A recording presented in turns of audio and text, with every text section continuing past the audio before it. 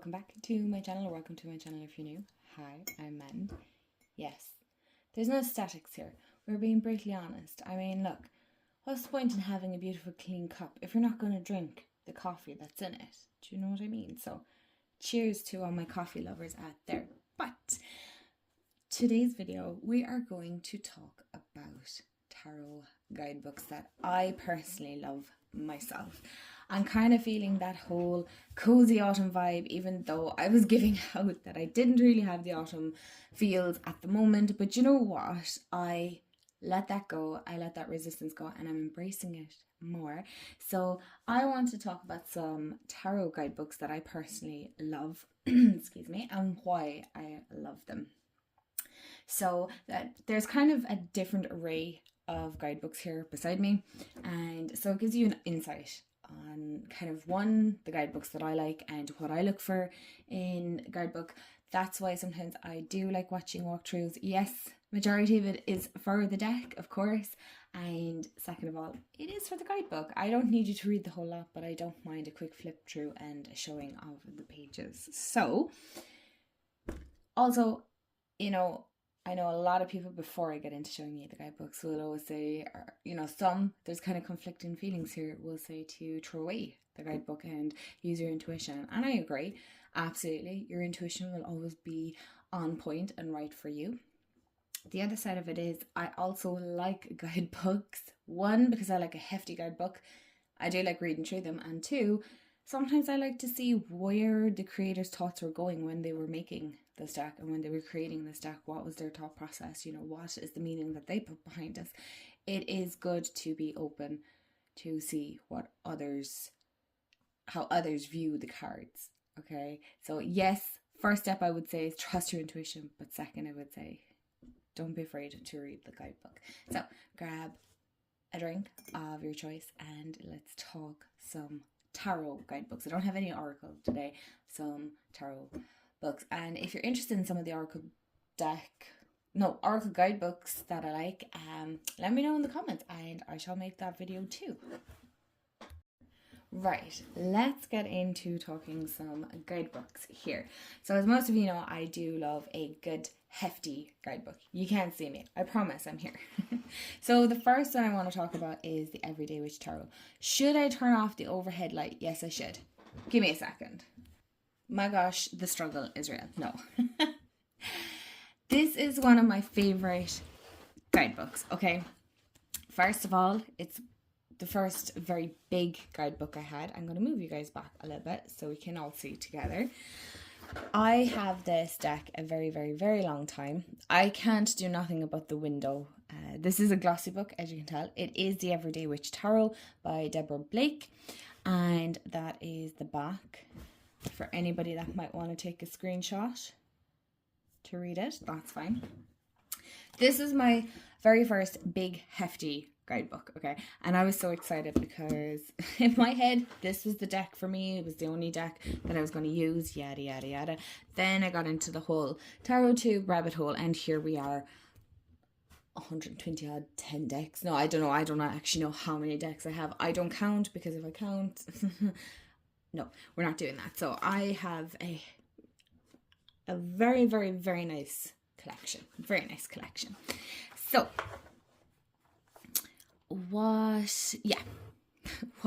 this is where my head is today. So what I look for in a guidebook there's no actual specific thing. I do love a good introduction. Do I read it every time? No. Let's all be transparent here. Not everybody reads a guidebook front to back. I don't think there is a guidebook that I have read front to back. I'd say this one would be pretty close though, because I do refer to it a lot. Deborah's approach to the cards is just so beautiful, so simple, so straightforward.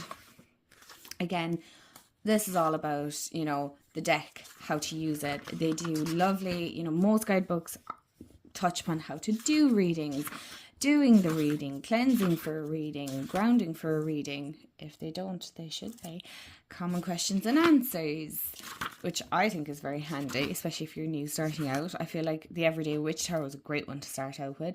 Some tarot extras, so you have 3 spells for use with the tarot. So obviously this touches upon witchcraft as well. Maybe it's not for everyone, but that's all right. And then you get into the major and then the minors. What I like about Llewellyn guidebooks, there are some of my favorite guidebooks, I'll be honest, is that they're all illustrated, they're all coloured. Now, there's nothing wrong with not having a guide or having the guidebook and it not being illustrated. It's not really an issue. But what I love about the Everyday Witch is obviously you have the Fool, but you also have, sometimes you have to take a leap of faith, right? So it's just like a little blurb. I don't know why this is going blurry, but you can see that there. And then she gets into kind of the description of the cards. And then instead of a reversal, you have things to consider. Okay, so, and I love this as well.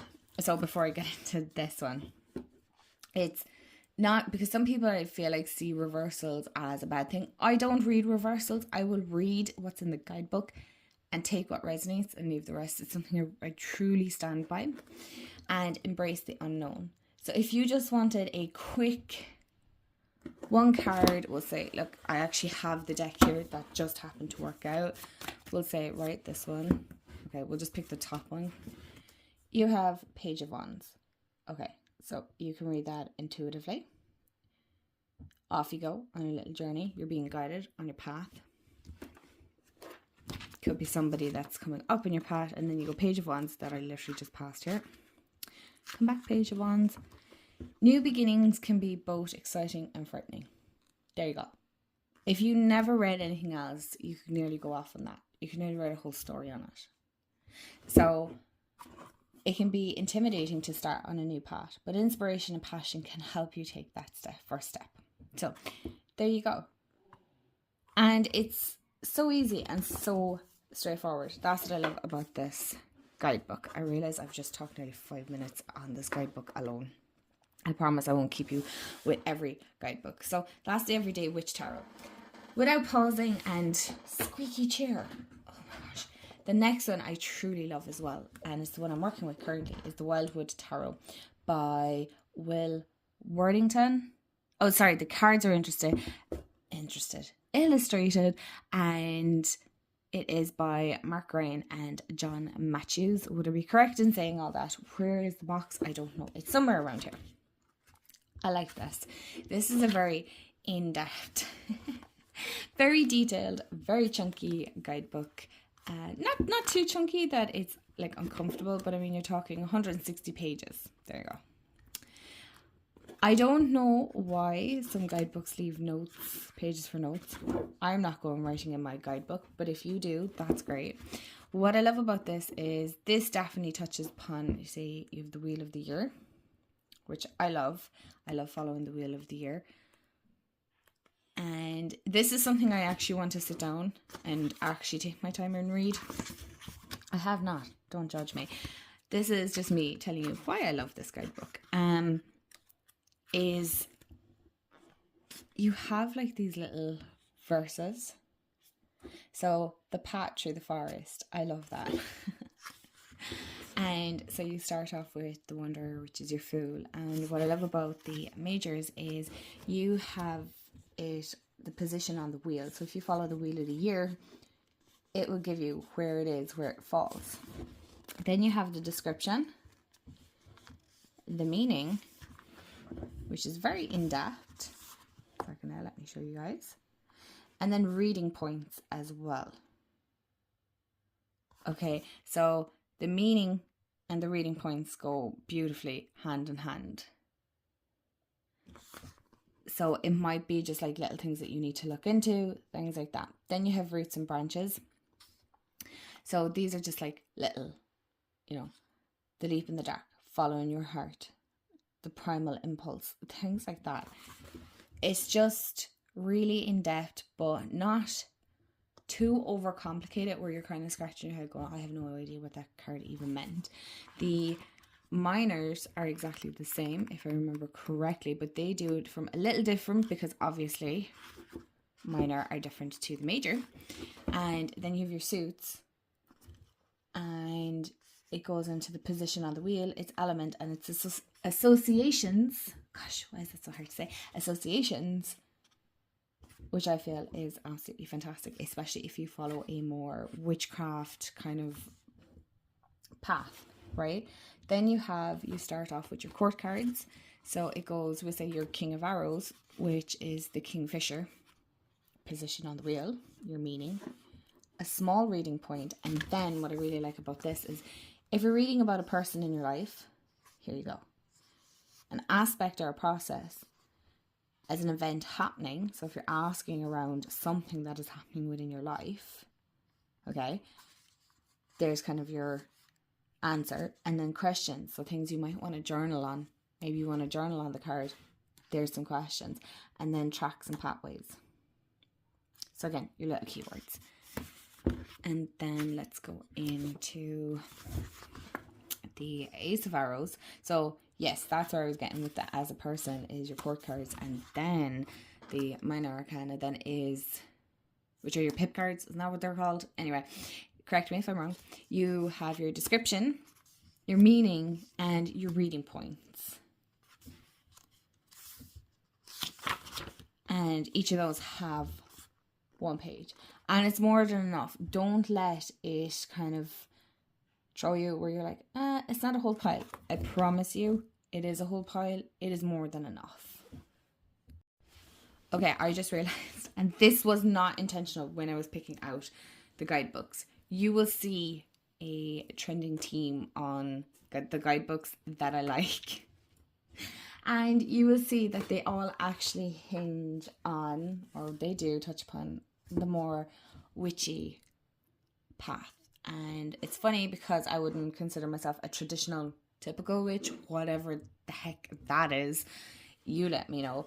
But I would say I'm more of the eclectic mix. So I'm not just one, I'm probably like 100 different interests in one. But isn't that the beauty? Multi-dimensional. I was going to say multi-purpose. Okay, man, maybe another cup of coffee to wake you up. Hello, hon. By the Witch's Wisdom Tarot. The reason I picked this is Phyllis Cura just writes beautifully, like so poetically. And I really love this guidebook. And the majors actually go backwards, which I know a lot of people seem to have an issue with.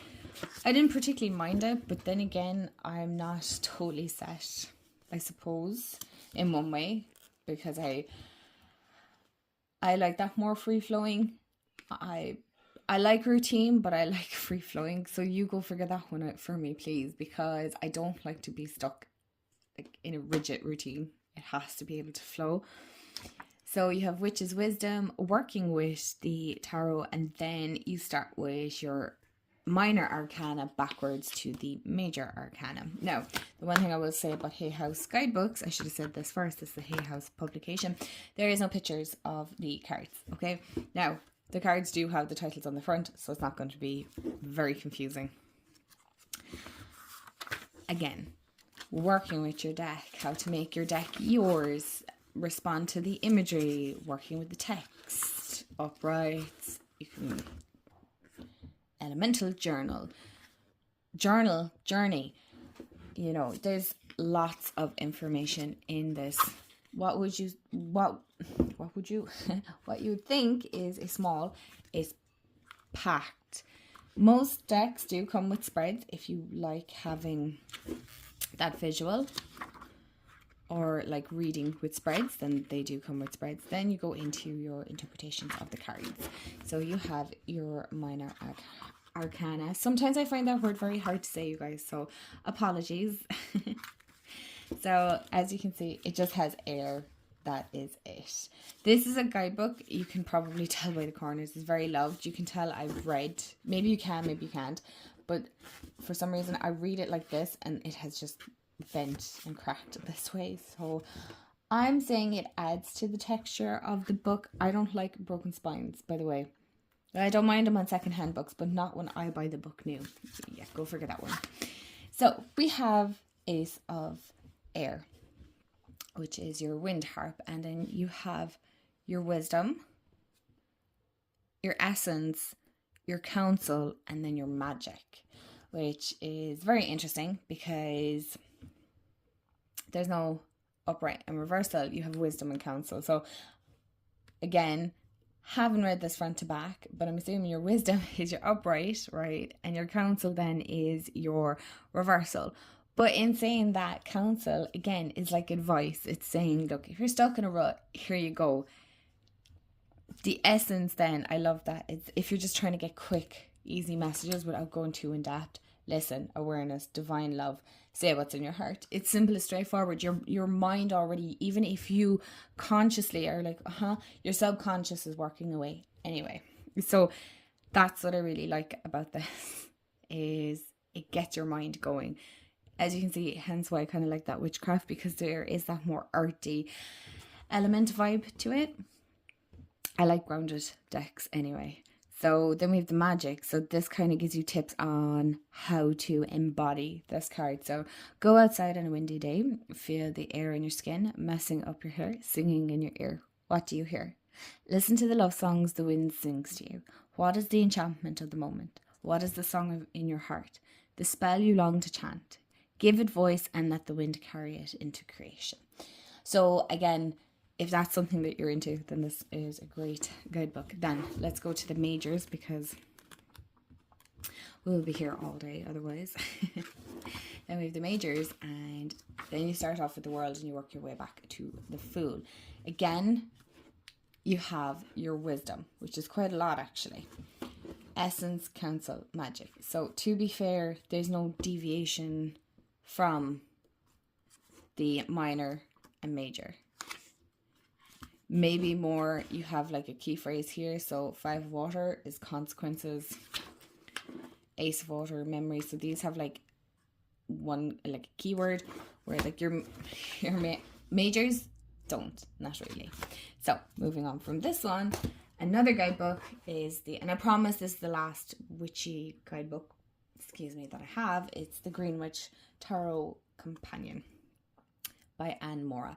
You guys know I love this deck, but I love this deck because the guidebook is so good with it as well. Again, it's a Llewellyn. This is an older one, so the pictures are actually in black and white. I don't know, is there a newer version of this? I have no idea. I couldn't tell you. It doesn't really bother me, because the thing is, I use this guidebook a lot, I promise you. I just like to keep them in good condition. It's just a preference of mine, that's it. I do love seeing other people's guidebooks who are completely battered, and I'm like, oh, that's a well-loved guidebook. I promise you, this is too. I'm just very particular. I don't want to say meticulous, but I'm very particular about my guidebooks. So this is a fantastic one, and I love the way it gives like other books by the creator, and then you go into like your major. You have your introduction and the green witchcraft in the tarot, and then like there's just so much to this guidebook. Ground and center first. See, this is, for me, that's key, but that's just, again, a personal preference, right? Do we always have to say that's my opinion? Of course, it's like, okay, this is just one thing I just want to note. Of course it's your opinion. It's your channel. You're allowed voice your opinion. Can we all like unanimously agree on that? If somebody states something, you don't have to keep stating that that's my opinion. Of course it is. It's your channel. You're allowed to say what your opinion is. I feel like everybody should be entitled to that. Whether you agree with it or not. I'm just saying, we should all be entitled to voice our own opinion. That's why it's called freedom of speech, right? So, tangent manned over, back into the cards. So we get into our major, and this is a very detailed guidebook. I will give her that much. There's a lot of major arcana. So we have, it does and it doesn't veer off from the Rider-Waite-Smith. It does follow the system, but obviously they're changed. So you have the Green Man instead of the Fool. So the Green Man, what it represents, and she goes into a lot of detail here. We go Sabbats, seasons, equinoxes, right? But we also, I love this, touch upon the different symbols within the cards, right? So the herbs, try and think of the word there, it wasn't that difficult. So the herbs, so mugwort, So how you say mugwort? Symbolizes fresh starts, fertility, and magical power. Grows near the bench. Right, so where's our bench? Here's our bench. Here's our mugwort. Then we have a white dog, signifying support, fertility, and growth. Leaps at the dancer. Then we have our meaning. So we have keywords for that. Reversed. And then prompt words as well. You do have space here to write notes. Again, I'm allergic to writing in guidebooks. Not happening. And your minor arcana are exactly the same.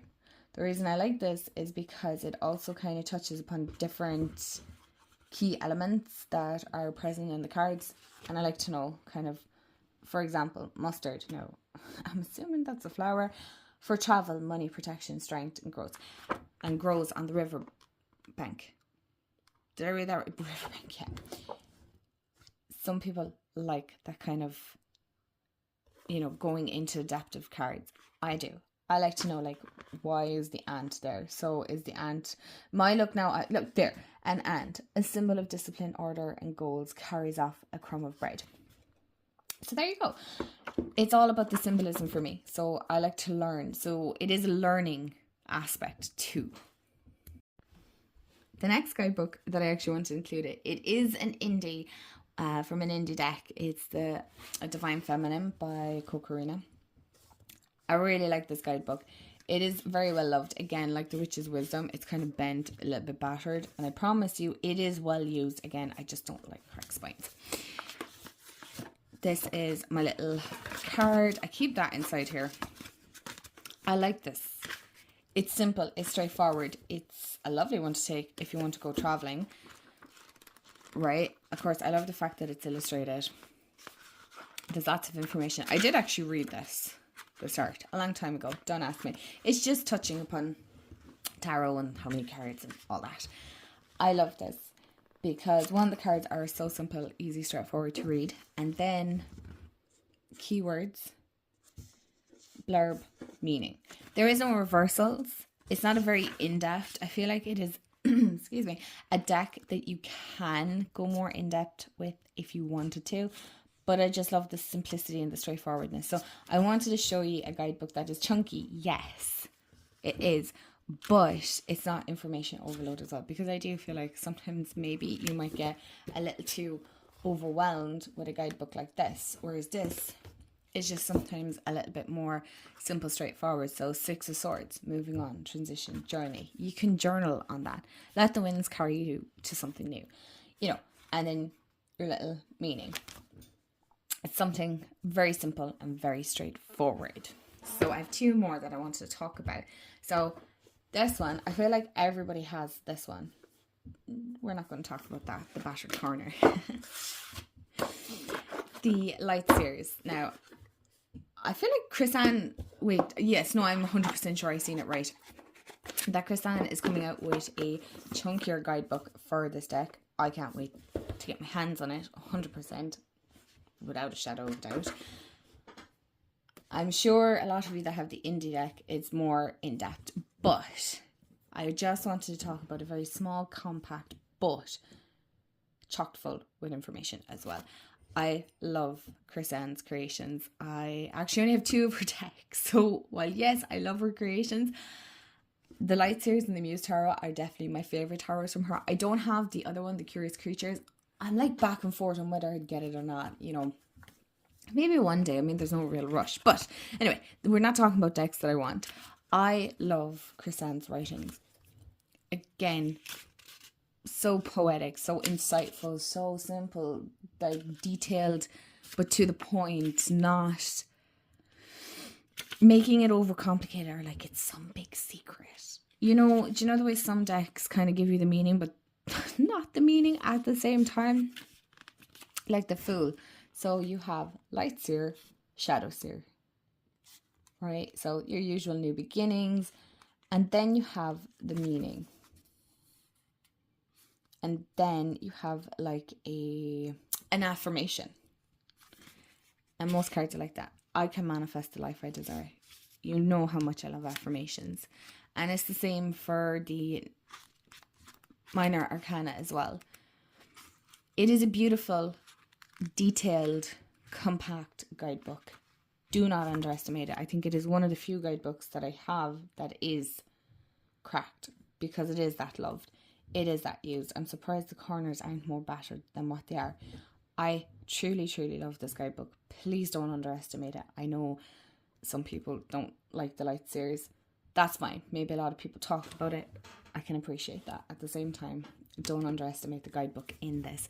Yes, the cards speak for themselves, but Chrisanne's views and how she has explained it and given affirmations is just, it's a beauty. It really, really is a beauty. And last, but certainly not least, is actually a little white book, because I feel like we do tend to sometimes overlook decks because of the little white book. And this is one I want to talk about. It's actually, hello, Ghosts and Spirits Tarot by Lisa Hunt. Now, the only thing is, I don't care for these boxes. They're just, excuse me, they get so battered and they get tattered and torn, and it's just in one way sometimes a nightmare to keep. So anyway, I'll just quickly show. I know a lot of people have opinions again, but the white backs and then that kind of parchment color, tea stained old vibe, I'm not sure where in the creation that seemed like a good idea. Does it make a difference to the reading? No, it does not. I'm trying to think. I picked this up, I think, in Kenny's when we were in Galway at one stage, and I seen this deck and I was like, okay, you know what? I've been thinking about it. I kind of want it. So I got it, and I love it. I really, really love this. It's so spooky and it's just perfect, to be honest. I like Lisa Hunt's work. I really do.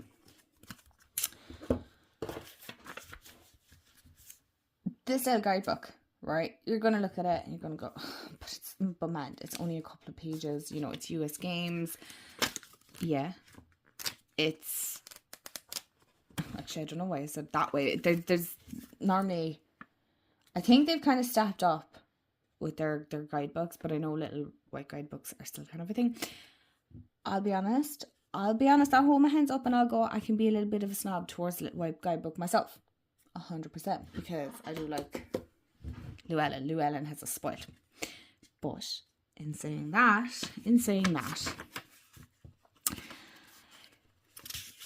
these are great. So you have a tiny little introduction and then you get straight into the meanings of the cards.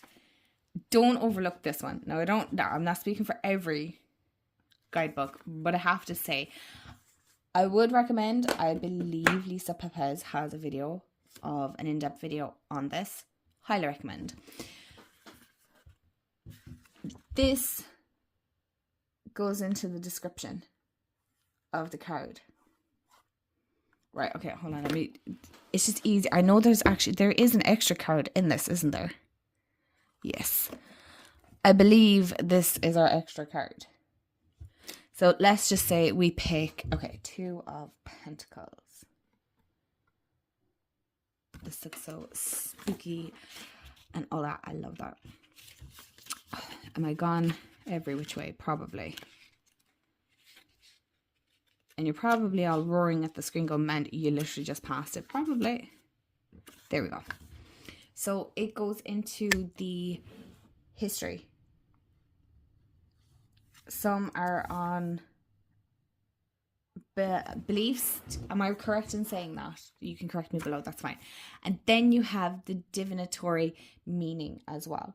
It's small, it's compact, it's to the point. The thing I feel like with this is, so you may have to juggle responsibilities and make compromises along the way.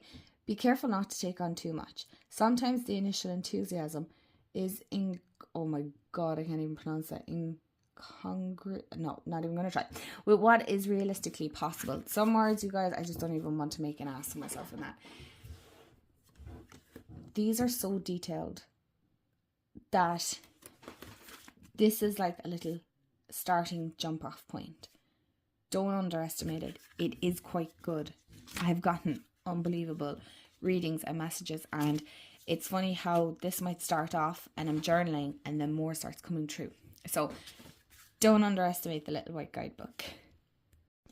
So you guys, thank you so much for hanging out with me and having a look at some of my favourite guidebooks. If you have recommendations of some guidebooks that you absolutely adore and love, let me know in the comments below. I would love to hear your thoughts. Are any of these your favourite? Do you work with any of these? Let me know. Let's have a conversation on it. So you guys, thank you so much for watching my video, and I hope you have a wonderful day, afternoon, evening, wherever you are in the world, and I'll chat to you all real soon. Bye guys.